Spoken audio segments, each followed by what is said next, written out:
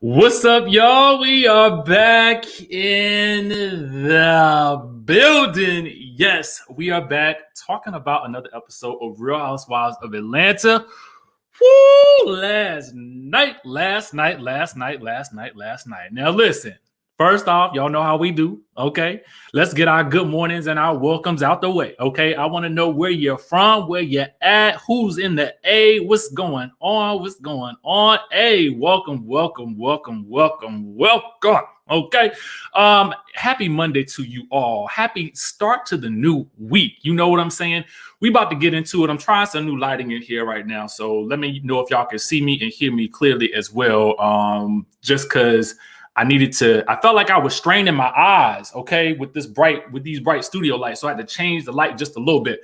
But I want to know where y'all watching from. We're going to go ahead and get into this thing. We're going to go ahead and get it started. What's going on? I see y'all, all my people up in the building, okay? Yeah, we had to go a little earlier today because, we got to talk about Married to Medicine. So we're going to do that in just a little bit. And I'll explain to you how the day is going to go just in just a little bit. First things first, listen, we got to talk about the headline. So we got Kenya Moore secrets being exposed by LATOYA Ali. Okay. Y'all caught that last night. Y'all caught it last night. I know you caught it. Okay. I know you caught it. LATOYA then got around them other girls and then spilled all Kenya's tea about this divorce with Mark Daly and about him wanting the money, which we later found out wasn't true because apparently the New York documentation hadn't been misinterpreted. Okay, so she's not only in fact spreading information, she's spreading misinformation because as we know now, Mark had then rescinded that documentation. Okay, allegedly. All right, so we got that going on. What else we got going on? And we'll talk about that when we get to that part of the episode, all right? Somebody said, run, tell that, Toya, okay? I mean, really, it is, honestly, it's misinformation because at this point in time, it's like, we all know what's up, right? So anyway, the other thing that we got is, y'all know, and this ain't really nothing new, but Wendy Williams had to drag that good Cynthia Bailey's wedding, and we all saw it, and we all talked about it back when it happened, but they talking about it on the episode. I had no idea. Listen, the media played such a big part in this week's episode. It was insane. We had Wendy Williams mentions. We had blogs mentions. We had, of course, the Love B. Scott mentions. So, we got to shout out the people that's getting the mentions. You know what I'm saying? And we had talked about the Love B. Scott thing earlier. And now it looks like Real Housewives of Atlanta is exploring that as well. Y'all saw that little cut when Kenya was talking about it before the wedding festivities with Eva, Cynthia, and Kandi, okay? And then they showed that little cut back to her talking about how, if she was cool with any blogs, it would be B. Scott and TMZ. And then they showed the B. Scott headline, okay? I know y'all caught that. I know y'all caught it because they showed it 2, 3, 4 times, okay? They showed it a couple of times. I know you saw it, all right? So there's that. Now, honestly, when I think about this episode, and I had to, sometimes I'm gonna tell y'all the truth. I don't rate the episode until I sit right here and I'm saying it to you as I'm asking you guys to rate it. So you know what time it is? Thank you so much for the super chat. Famika says, LATOYA is the leak and the rat. Okay, now we're gonna talk about that because the conversation that LATOYA was a part of, when it came to Porsha, okay, Porsha gave us a theory that I had not previously thought about, okay? So we're going to go ahead and get into the thing. But, we got to rate the episode before we get into it, and I see some of you guys are already doing it. Now, Ken Goddess, I'm with you. I'm actually going to give this episode a 10, okay? I'm going to give it a 10. The reason I'm going to give it a 10 is because we had so much going on in this episode. We had hot mic moments from Eva Marcel, okay? We had a hot mic moment from Eva Marcel, and I almost would take away a half a point because that hot mic moment between Kenya and Kandi, we didn't get it in this episode. But I have a feeling the producers are waiting for a special day and time to present us with that one, okay? unless that alleged lawsuit that was being talked about in this episode may have scared producers away from actually airing that piece of the footage. So we'll just have to wait and see, because we did have some talk about some lawsuits, which is another reason why I'm adding to the points in this episode. It was so many little details brought up in this episode that I feel like if you blinked, you might have missed a whole lot, okay? There was a whole lot of things talked about in this episode, and you had to really pay attention to what was being said in order for you to catch everything. And so it had a lot. I was here for the niece slumber party. I was here for the clips that we got of Cynthia Bailey's wedding. I wanted to know what that looked like and how they were going to edit this thing up in here. And what I'm glad they didn't do, and this is no disrespect to her, but I'm glad the whole episode wasn't the wedding, because there was so much going on that we needed to unpack. And I'm so glad that we got to do that. Okay. So now let's go ahead and get into the episode in general. All right. So we are one day out from Miss Cynthia Bailey's wedding. Okay. We see Noelle and Cynthia. All right. We see them, laying down. I guess they're getting massages or something. I don't know what they're doing. Anyway, we get another shot of Drew and another blonde wig. And I was just like, ooh, girl, like, listen, here's the thing. Okay.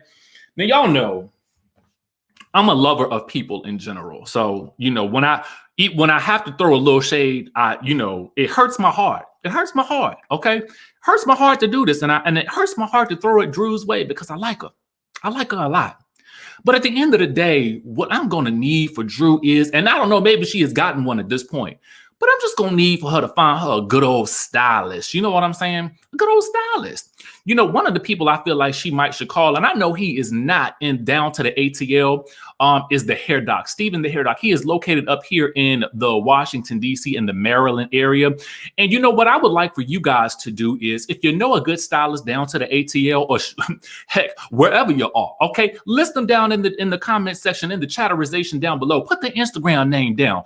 Put them down, because, I doubt that she's watching my videos, but guess what? Somebody might be able to get word back to her, okay, about where to get that nice, good, a nice, good textured weave or wig or whatever from. Because, the wigs that she be throwing on, I just feel like she got them from the back warehouse. I mean, from the back section of the Party City after the Halloween sale. You know what I'm saying? Y'all know, because they only have the leftovers after Halloween. That's where I feel like she be getting her wigs from sometimes. And I just be like, girl, you are so fine. You guys, you are a legacy Hollywood. You need to be coming correct, okay? You need to be coming correct in every scene you're in. Even if it is one of these little montage scenes, show up and show out. You know what I'm saying? Like you've been doing on the Instagram.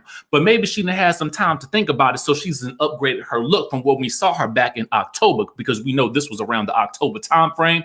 Anyway, I'm not going to spend no more time on Drew and her wig, but it's like, I feel like the producers are doing it to me. Okay, they doing it to me. I didn't do it.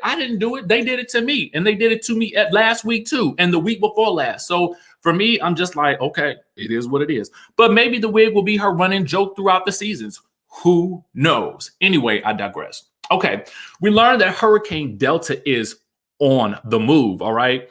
And it's raining in the ATL. Okay, so Cynthia is gonna have to push the wedding inside, which we had already talked about, right? So from what I hear, they were gonna be willing to do the wedding when it was outside. But once they had to push that thing up inside, production said, not on my watch. Okay, not today. You won't catch us inside with all these folks. Okay, that's what they said, okay? Anyway, we get to Cynthia's. Thank you so much for the super chat. Not Party City. Thank you so much for the super chat. So we get to Cynthia's rehearsal dinner, okay? And Mal needs to talk to Cynthia. Now, it's a whole lot of people there up in the building, and so is Eva Marcel, okay? She then came back to play with the girls, and it's good to see Eva back, and she ain't got no animosity towards the network for, not bringing her back per se, or maybe it was her choice. I don't really know. Y'all know what I'm saying? Oh, thank you for the super chat, Philly Diva, who says Kandi's not Drew's friend because she would be sharing Derek J. And shout out to that good Derek J, who made an appearance last night on that good Real Housewives of the Atlanta. We did see him last night doing that good Kandi Burruss's hair. Now, So the people keep bringing up the Wendy Williams is talking about Cynthia's wedding. Okay. Now, Wendy Williams did proclaim that Cynthia's wedding was selfish because Cynthia was going to be having such a large gathering during a pandemic. Okay. Now, Cynthia is explaining all the protocols. Okay. When it comes to the wedding. Now, what she says is this, and I want you guys to listen. This was one of those things where you had to pay attention. And I think they might have mentioned this on Watch What Happens Live, which we're going to talk about during the Married to Medicine live, which we're going to do right after this. But Cynthia explained the protocols, and she admits that they couldn't force everyone to get tested, but encouraged everyone to do so. Okay, now let's break this down. So what that means is, everybody that was going to the wedding, I'm only using my context clues here, is that everyone who was going to the wedding was encouraged to get a test, but they didn't have to, and there was no way that Cynthia and Mike could enforce it, but that was what they wanted people to do. Now, I think that, there are lots of people who are out who are doing all kinds of things during the pandemic. And I'm not here to judge any of them because that's not my game. That's not my goal in life. But I think the reason why people were judging, Cynthia so much is because she's on a public platform. She's on a television show. And it was the amount of people that were, going to be there. And besides the fact there wasn't a vaccine available at that point for people to have gotten to feel a little bit more secure about it. Now, I have no issues with anybody who wanted to go to the wedding. I feel like go at your leisure, do what you please. People are grown and they do what they do. Thank you so much for the super chat, Clara. We appreciate you. We appreciate that.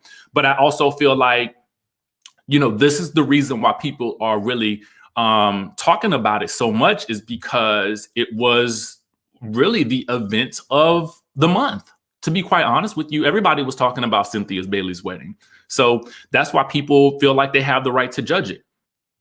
Now, Cynthia, Eva, and Kenya, they start talking and they talk about Wendy going in on Cynthia.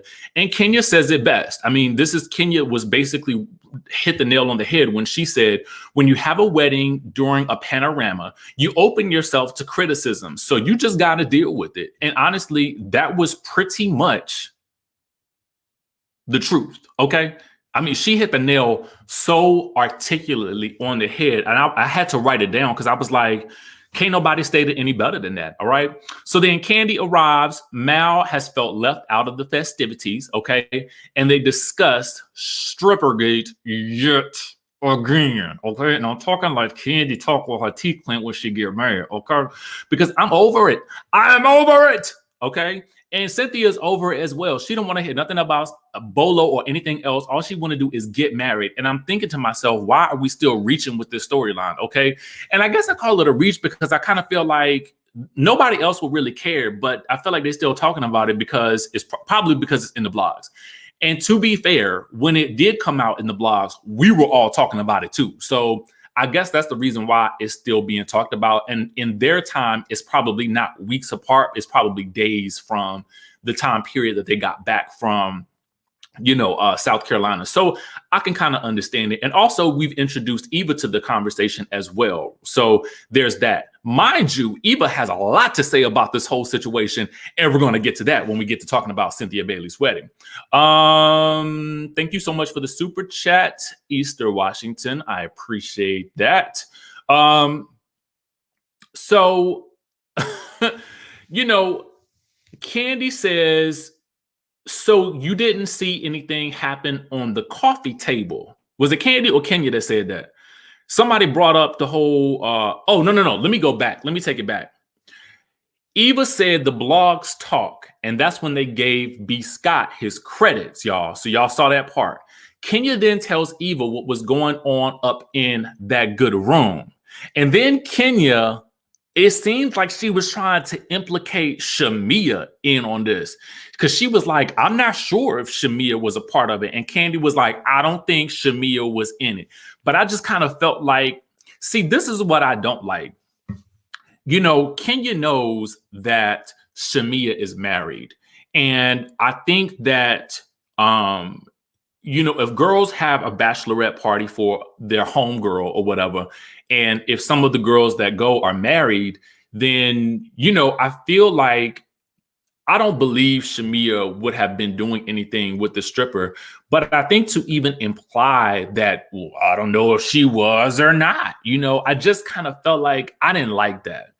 That to me kind of felt low down and dirty because, what you could do in that situation is potentially ruin somebody's marriage depending on how that spouse feels about their partner going to a strip outing or whatever to the dungeon and then mildly participating. You know what I'm saying? Because there's levels to the participation that occurred, so it appears.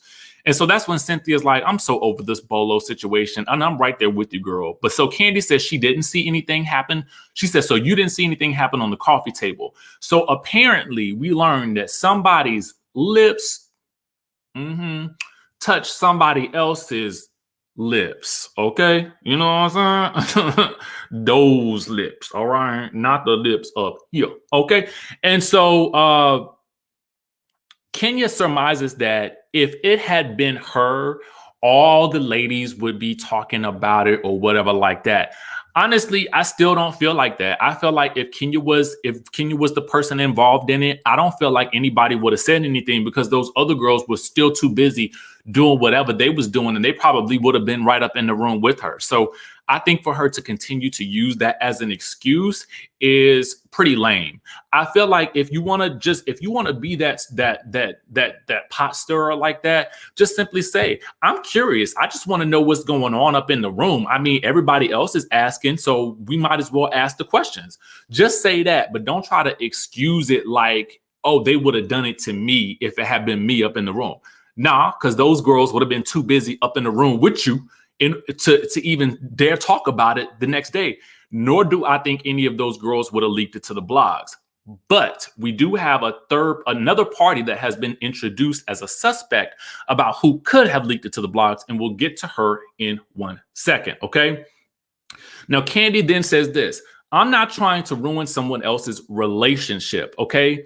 Basically, what they're talking about right now is Tanya, okay? So Kenya says, I'm not trying to do that. Girl, you're not. You're not, because I don't know. While I don't think that Kenya is specifically trying to ruin Tanya's relationship, I also don't think that she particularly cares if her relationship is ruined. But what do you think? I want to know what you guys think. Do you guys think that Kenya cares any bit at all about whether or not Tanya's relationship is ruined? Let me know in the comment section down below.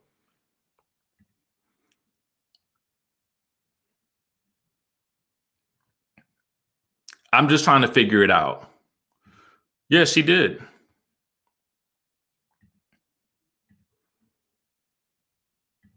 And I do agree with you, Kurt, who says Tanya definitely shouldn't have put herself in that position in the first place either. But, again, it's two theories here. One is that it's a girl's trip and what happens in the dungeon stays in the dungeon. But then there's another idea here that this is still a reality TV show and someone is going to try to make the reality TV show pop. And y'all know Kenya does that. She does. So there's that.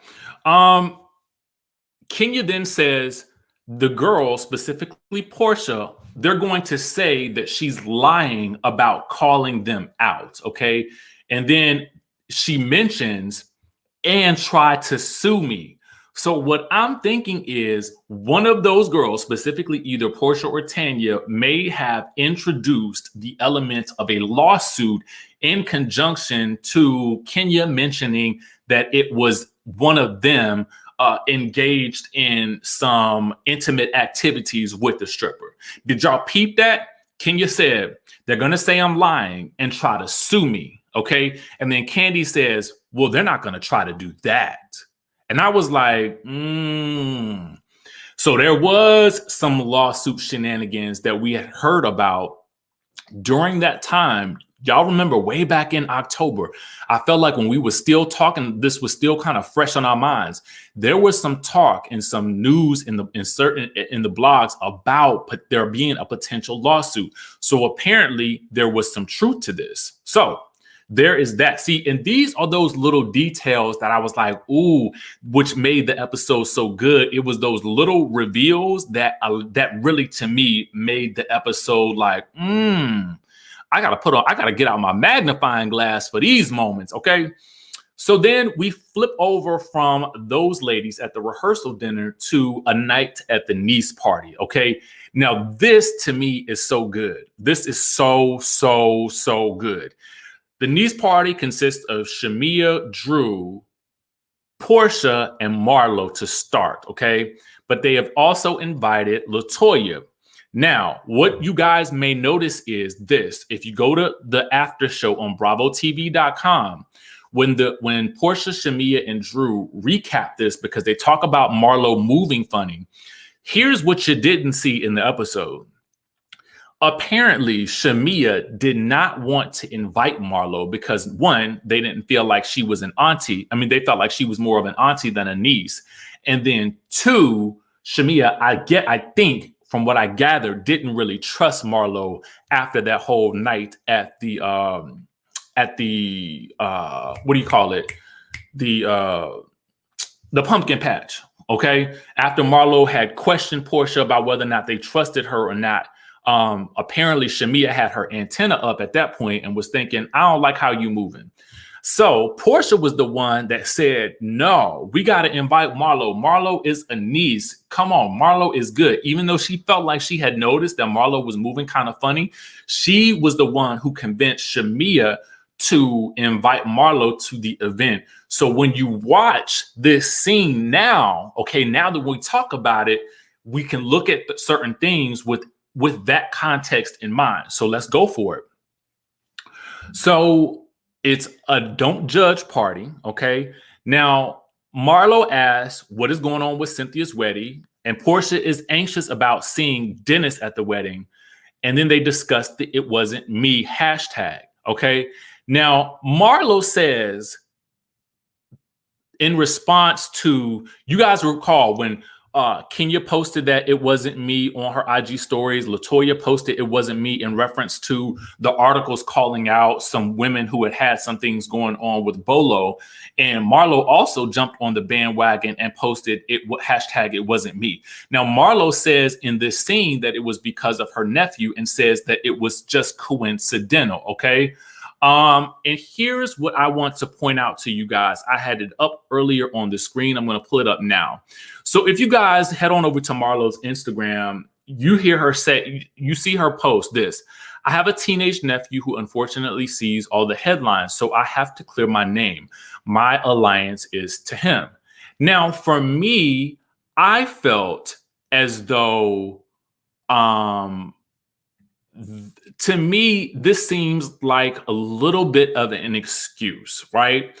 Because you can't tell me that you just coincidentally posted hashtag "it wasn't me" around the same time Kenya and LATOYA posted hashtag "it wasn't me."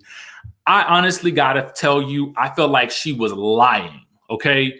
And I like Marlo, but I feel like this was a lie. In the comment section, let me know, do you think that she was telling the truth, or do you think that this was a lie? Okay? I feel like it's the lie for me, okay? Because, and this is why I feel like that. I'm not saying that's a fact. I'm saying I feel like it. I'm just saying it because you claim to have not been following Kenya, but at the same time, she was the one who initiated the campaign. LATOYA followed suit, and then so did you. It didn't make sense, right? So at the end of the day, even if, okay, Marlo is single, so one, who cares? But then two, all she really had to do was tell her nephews, you know, this has nothing to do with me, because Marlo's name, as Porsha pointed out, was not even mentioned in the articles. She wasn't mentioned. The people who were mentioned were specifically Porsha and Tanya. That was it. Bottom line. So I just wasn't buying anything that Marlo was giving last night. So Porsha, says in her confessional, she says that Kenya got somebody weak and gullible. So she hired Marlo to sort of be her person that could, run with this campaign with her. So then Marlo begins to explaining herself and about how someone some kind of way we get this line, Portia's not going to regulate who she can be friends with. Now, to me, this came out of nowhere. And it even surprised Porsha because Porsha didn't know where that statement came from because she feels the same way. So Portia's looking at her like, with a side eye. I'm looking at Marlo with a side eye as well. And I felt like Marlo is almost doing a Tanya. You know how Tanya was like, she was so like gung-ho to put herself in Portia's room to either protect herself or to protect Porsha that she just did too much. I think that in this situation, Marlo is trying too hard to convince the rest of the ladies that she is not included in Kenya's shenanigans with this investigation. Okay. So I just feel like I'm side-eyeing her just a little bit. Shout out to you, Lasagna, for the super chat. I appreciate you. Lori Pepper as well, who says Kenya is jealous that LATOYA didn't jump on her when she was spread eagle. LATOYA wanted Porsha. That's a smack in Kenya's face. Okay. So to me, Marlo is moving again a little odd to me. So then LATOYA arrives and she strips to take off her shirt, okay, and put on the niece shirt that was made for her. Drew comes back in and she's twerking on LATOYA because LATOYA seems to be bringing good energy. So Drew is saying she's going to reciprocate that energy. They began playing a game of truth or something with truth or dare with Jenga or something like that. We learned that LATOYA would smash Drew. Marlo has to give 5 laps topless, okay? And so that's when we get a scene with Marlo taking off her top as well. And I was just shocked about how much of this we actually saw on the screen. Was it just me or did anybody else feel like that as well? I kind of felt like, I was like, I didn't really know that Bravo could show all of the skin on the TV. Okay. I just thought it was a lot. It just was a lot, but I'm here for it because, if you want to have fun, have a good time, do what you do, yeah, wooty, woo. Okay. But I just kind of felt like, Bravo, y'all didn't got real. I mean, I felt like I was watching BET Uncut or something like that. I was like, is this Cinemax? Okay. Anyway. Beautiful bodies though. So then LATOYA starts asking why they all why the other girls have to put some of the other girls on blast. And she brings up the B. Scott article. And then she mentions Bolo's video. And then LATOYA says it points to her and Tanya. Now, Shamia asks if Kenya asked LATOYA to ask that. And then LATOYA says that Kenya leaked the article. Okay. And then Porsha says that she thinks it was LATOYA. Now, for me, I was kind of like, I hadn't thought of that before. I had not thought that the leak could potentially be LATOYA because I'm like, it didn't make sense because I was like, LATOYA was in on the shenanigans. So why would it be her? What would be her motive to do that? And I just don't feel like LATOYA necessarily has the motive to leak the article when she herself was involved in some of the shenanigans. So to me, it didn't kind of make sense. But what I've learned from tonight's episode is that perhaps LATOYA is also just not the most trustworthy source. Okay. So we're going to leave it at that for right now. All right. So then they get into a discussion about who's the president of the Kenya fan club. And that's when Drew and LATOYA get into it randomly. And they go into it talking about each other's husbands and whatnot. And, while I felt like this scene had been hyped up a little bit from the previews, it wasn't as interesting to me as what happens next. Okay. So to me, what happens next is way more fascinating because LATOYA says, wait, let me go to my notes. Let me go back to my notes. Okay. Porsha says, what did you mean when you were trying to explain yourself earlier? Because it didn't come out correctly. LATOYA says, I think Kenya leaked the article. And then she reveals that Kenya said that LATOYA and Porsha, somebody ate something on the other person. Okay. Something happened. And then we get a flashback to Kenya saying that. And then she says that she doesn't rock with Page Six and TMZ. Well, she doesn't rock with Page Six, but she does rock with B. Scott and TMZ. Now, then LATOYA says that Kenya's going through a lot right now and that Mark is trying to get the alimony and she's trying to take all her monies. Now, when you watch the after show, you will hear Porsha and Shamia and Drew talk about how salacious LATOYA actually made it sound. And, you know, apparently it was even more so than what we saw on the screen. Thank you so much for the super chat, Christopher. I appreciate you. Now, here's where I was like, this is interesting. It was interesting because the next thing you hear after LATOYA reveals that information is she's like, you got to be careful about spilling other people's secrets. And then Porsha even has to get into her about spilling Kenya's secrets as well. So I was actually moved in this moment because it showed me that these girls are not trying to get down into the gutter, even if they don't like Kenya. I liked that. I absolutely liked that. I had to respect that because to me, that's some real G stuff. And this is also why I believe that those girls would not have, if Kenya had been the person with Bolo, I also believe that those girls would not have released that information because for them, I feel like there's a line that they're not trying to cross in terms of what you do to somebody else in order to make for a good storyline. Even they recognize this ain't right, girl, and you shouldn't be doing that to your friend. To me, I was like, okay, cool. But this also solidifies something to me. You know, Kenya has been trying to paint this picture of the rest of the girls as being, you know, coming after her, this, that, and the third. And what it feels more like to me is that Kenya is more or less the one who has the axe to grind with everyone else. And it seems like everybody else is just kind of moving at the beat of their own drum and doing their own thing and trying to have fun. And so it just kind of makes Kenya look more like the person who is willing to go down into, you know, the trenches. You know what I'm saying? I don't know. That's just how it felt to me because I kind of feel like LATOYA had become so used to spilling the tea like that with Kenya that she thought it would be okay to do it with these other ladies who were like, no, don't go there. That's not a place that we're willing to go. And you need to do better.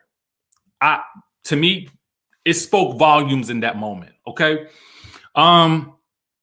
You know, I wrote down in my notes, was LATOYA trying to get the ladies to empathize with Kenya, or do y'all think that LATOYA was intentionally being messy? Let me know what you guys think. Was LATOYA trying to get the ladies to empathize with Kenya, or was she being intentionally messy?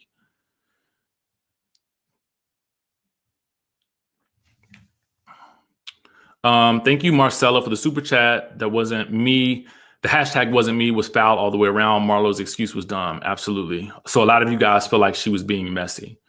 Yeah, I feel like that was being messy too. And when Porsha talked about it in the after show, she does say she feels like, you know, LATOYA was being messy and she thought that they would all, you know, drink all the tea up, but they wasn't really interested in that information like that. And they didn't think it was cool, you know? So anyway, we get back to, you know, the wedding, you know, getting ready for the wedding. Cynthia and her mom talk and they acknowledge their past arguments. And we find out that her dad is actually not going to be able to come to the wedding anyway. So she kind of was able to avoid a big mess. So that takes a lot of the pressure off of her. Derek J is getting Kandi ready for the wedding. It was nice to see that little cameo by him. Side note, I don't know if you guys have seen the United States versus Billie Holiday. Let me tell you, And I just thought of this because we were talking about Derek J, and I was thinking about Miss Lawrence, who also used to be on The Real Housewives of Atlanta. And Miss Lawrence is so good in that movie. That movie just left me shook. Okay. Tish P says that scene contradicted Kenya's claims and justifications as to why she's been going so hard on Porsha. Exactly. Lawrence was amazing. He was amazing in that movie. I'm sorry, I had to digress for a second and give props because I was blown away. We watched it yesterday before Housewives of Atlanta, and man, I just had no idea everything that Billie Holiday went through. Oh my God! If you haven't seen it, please watch it. It's on Hulu, and Miss Lawrence is in it. All right, so back to getting ready. So apparently, Porsha is upset. You guys may recall when Dennis posted that I'm single AF on his Instagram. So it wasn't in relation to the articles that came out about Porsha and Tanya and Bolo. It was because he thought that because Porsha didn't want him to come to the wedding, that meant that she was going with a date. And so she's upset because now it looks like the reason why he posted that was because he believed the articles that had come out about her and Bolo and Tanya. This scene blew my mind because I was like, because that's what I thought. I was like, oh, he's getting retaliation because he didn't heard that she done been with the Bolo, okay? Allegedly. But that wasn't even the case at all. So that was very, very interesting to me. A nice little revelation right there. Unless it was because of Bolo and they just don't want to say it on the screen. Okay. Y'all know how they do. Anyway, we get to Cynthia's wedding. And because of the panorama, we learned that Bravo wasn't able to come. Okay. Because they was going to have it inside and it was going to be 200 plus people up in the building. Okay. Now, because of that, Cynthia said, oh, I'm going to get this wedding on film. And she hired her own camera crew. Okay. And I guess I don't blame her at that point because you still want it to be shown on the show if everybody's going to be, if this is going to be a centralized story on the show. And unfortunately, we didn't get to see everything that I think that we wanted to see in the wedding. And also, Drew couldn't sing either. Now, she had made all this hoopla about her trying to sing, but had she not been yelling at LATOYA probably from the night before, she would have been able to get her singing on. Okay. I digress. Anyway, we get a nice retrospective of Cynthia's past wedding on the show. We get some nice shots of the wedding. But I also think this. I think if Bravo had filmed the wedding, I think that the entire wedding would have been one episode. So it probably would have been the early part of the wedding day, the wedding, and then after the wedding as well, because there were so many people there and there were so many potential cameos. And we did get cameos from like Karen Huger, Giselle Bryant, and some other people, but I just felt like it would have been a lot more. Okay. Dennis did come to the wedding. He was sitting solo dolo. Okay. From what we could see. So then we get this crazy hot mic moment. Okay. So Eva mentioned somebody's asking about, Strippergate to Eva. Eva is mic'd for whatever reason. I'm not necessarily sure why, but I guess if Cynthia hired the camera crew, she can mic whoever she wants. Bad idea. Okay. Because Eva is mic'd and she's talking to someone who is asking about what happened with Strippergate. And so then Eva mentions Bolo's thing and that it was big and that's what made everybody get effed. Okay. Now, I want you guys to take heed to what Eva said. Let me know in the comment section if you guys heard it. She says that's what made everybody get effed.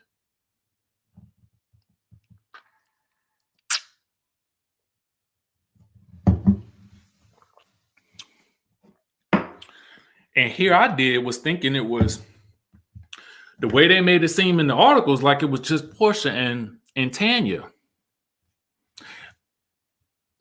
Asada, so was it a broad statement? I don't know. I'm just trying to figure it out. I was just kind of like, this weird.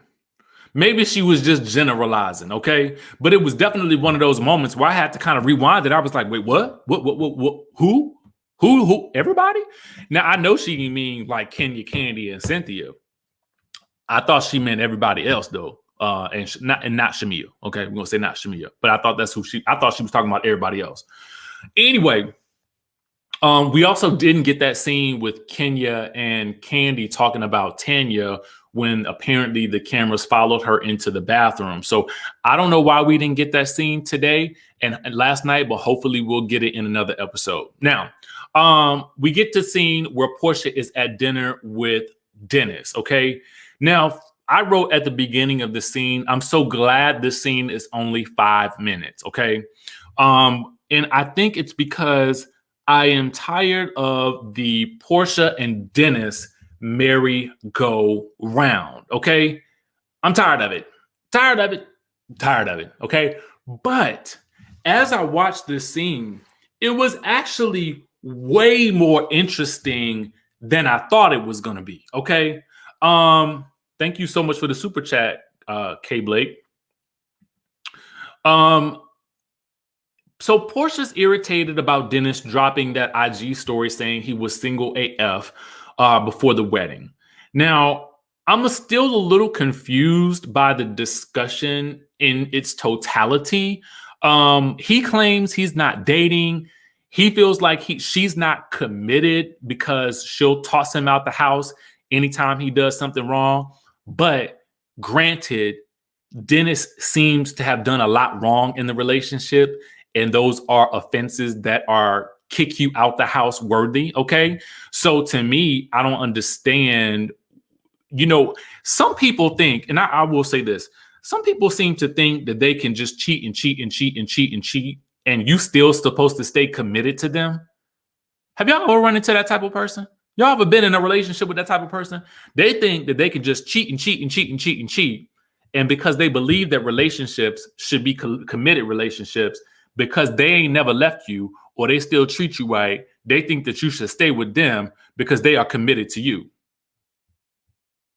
while they're committing other acts. Okay. I don't know. It just seems like, I don't know, brother. I don't know. Then he goes on to say he don't even remember why they broke up. Okay. And what it boils down to is this. It seems as though Porsha wanted this man to move into the house with her. And because he's not willing to do that, especially given that he has cheated, she is now left feeling insecure. That's what I think. She feels insecure about the relationship.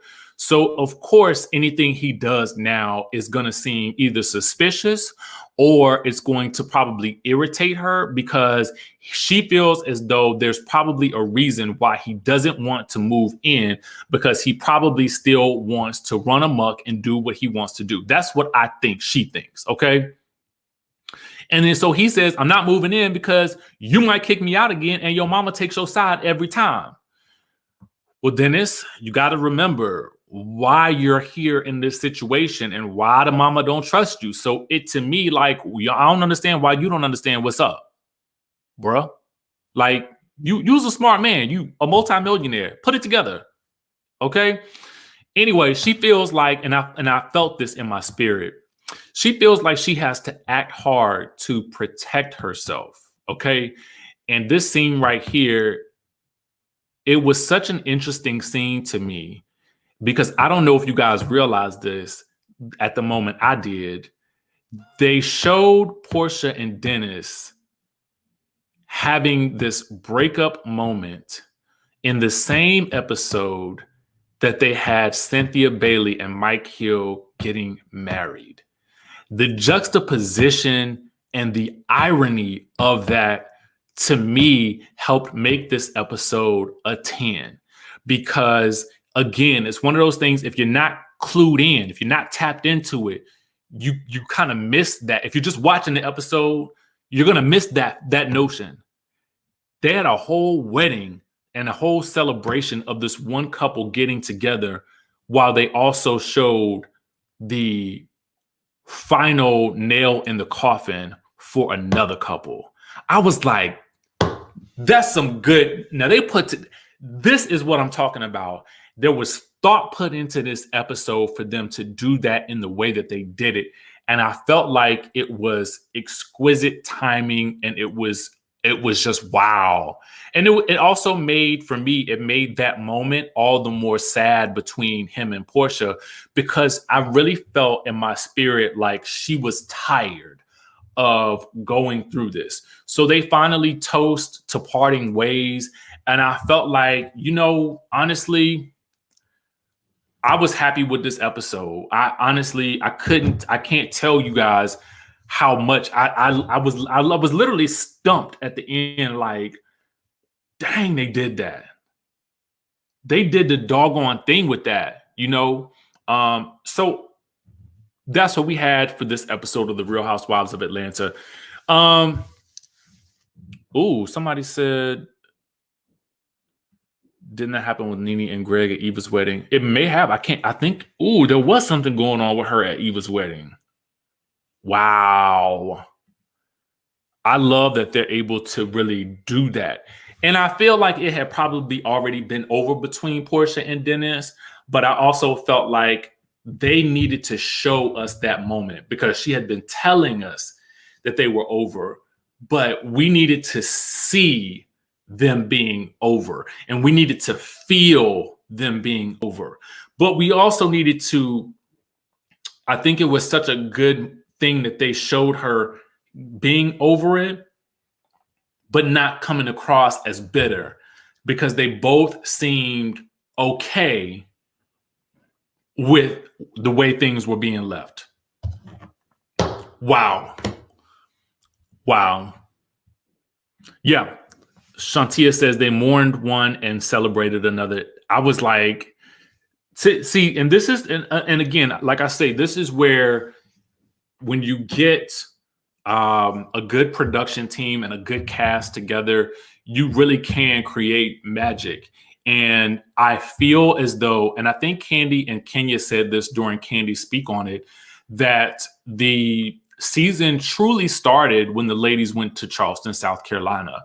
And I do feel as though they probably could have cut out a large part of the first half of the season, which probably would have left us with missing context. But to a certain degree, I feel like the season could have really started off maybe an episode before Charleston, and then they could have went on the trip, and then things would have really been jumped off. And I feel like we as an audience probably would have been a lot more satisfied with the overall season, but they are making up for it in this second half of the season. So I really, really appreciate that part of it. So just as a final thought on this, going through the episode, just tell me if you, in the chat, did you have any new revelations when you watched this episode? Was something that you caught in the episode, maybe something that we didn't discuss in this? And I just want to highlight it on the screen real quick, because I know that you guys catch things that I don't always, catch. So let me know if you guys caught anything in this episode that we need to highlight real quick. Velda says Dennis didn't want to get married or have a baby. He showed that Porsha fast tracked that situation. I think that could be true.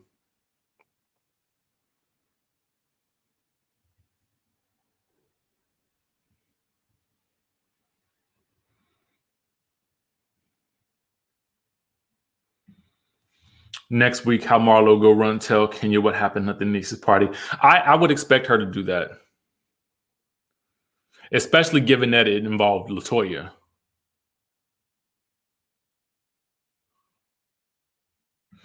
You're right. Everybody, Kandi did try to warn Porsha about Dennis very early on. Y'all remember that?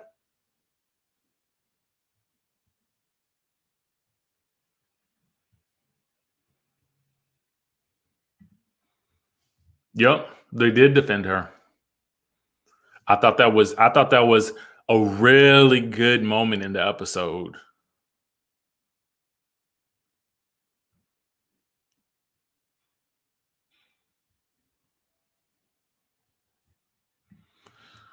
I love Smoothie, who says, Smoochie, sorry, who says Porsha don't care about Strippergate. She just wants to protect Tanya with Paul. That's kind of what I believe. Yeah, it was interesting. I kind of wanted to see and hear more about Mal feeling left out of the events leading up to the baby shower. I mean, up to the wedding, because I felt like it was said, but we didn't get to hear anything else about it.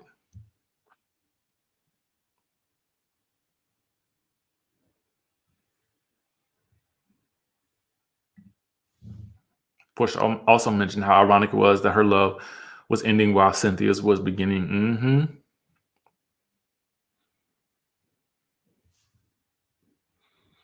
Ooh, this is a good point too. Yajima says, I think that when you have a baby with someone, it's really hard to separate love from obligation. Yeah. LH says, LaToya is moving shady to me.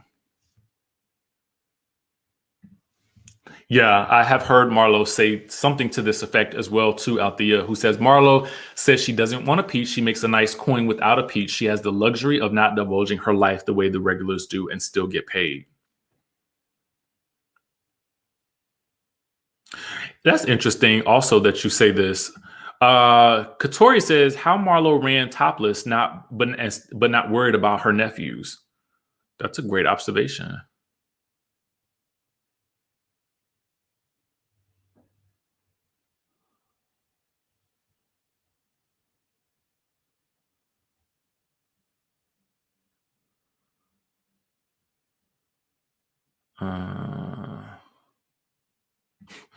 William says LaToya and Drew are trying their best to come back next season.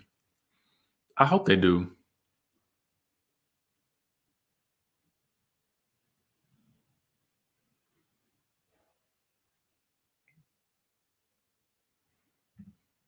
Miss Des says Portia's sidekick is fighting this crime harder than she is.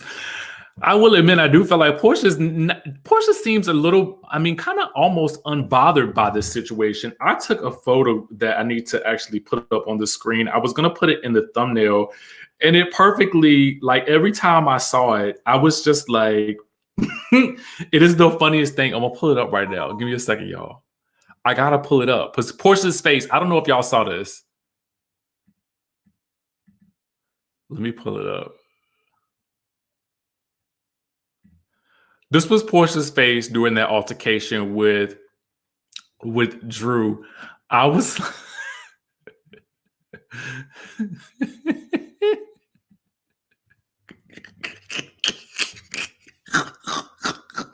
oh God, I was honestly, y'all. This had me rolling the entire. It was right, Sheila, so unbothered. Period. Okay.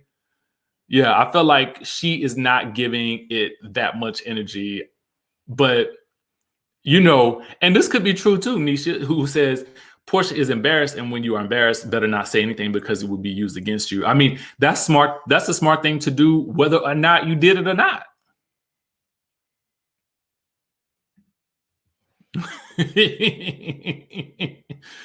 Oh God. But yeah, that's it for this episode. All right, y'all. So listen, do y'all want to? We're gonna get back together and discuss Married to Medicine in about 30 or so minutes.